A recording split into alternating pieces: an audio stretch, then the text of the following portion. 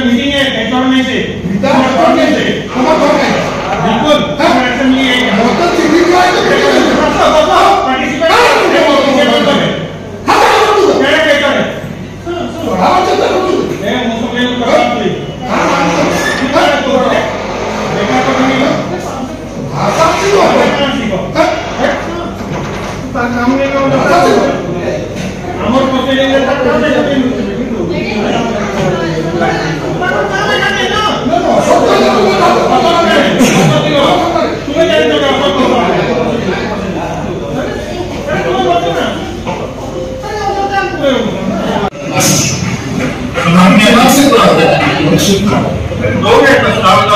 कंटाबाजी NSC council बैठक में आप जोगा लगे कण होता गोटे डिस्कसन आप होते एनएससी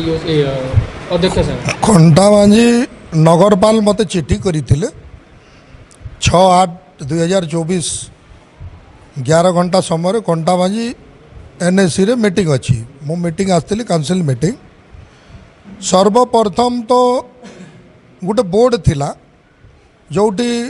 हनरबल एमएलए लक्ष्मण कंटाबाजी लिखाई मु से सीट्रे बसली जोटी मत बोर्ड देते ना देखिकी प्रथम मत से सीट्रु उठे दिगला कि चेयरमैन कहले ए सीट्रे आप बसी पारे नहीं। अरे भाई तुम ना लिखीच तुम चिठी देच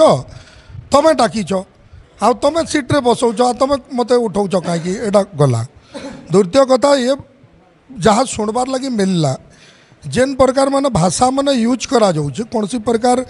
माने कौन सी काउंसिलर किंबा ऑफिसर किंबा अतिथि कौन सी लोग को रेस्पॉन्स ना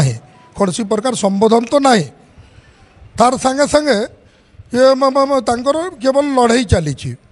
ऑफिसर मान को जो भली दुर्व्यवहार करुले मो सामना रे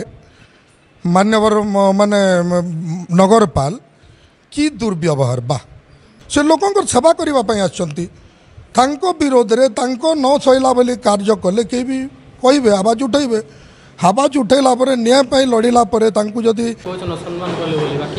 एमती कि नहीं प्रोटोकॉल अनुजाई चेयरमैन मीटिंग को प्रिजाइड करबा कथा से बोधे जानी पारले नहीं हेटा यो को तांको बुझाबार कथा से ताए मिसगाइड हेले तांको तापरे तांको बुझे करी तांको सीट रे बसे दिया गला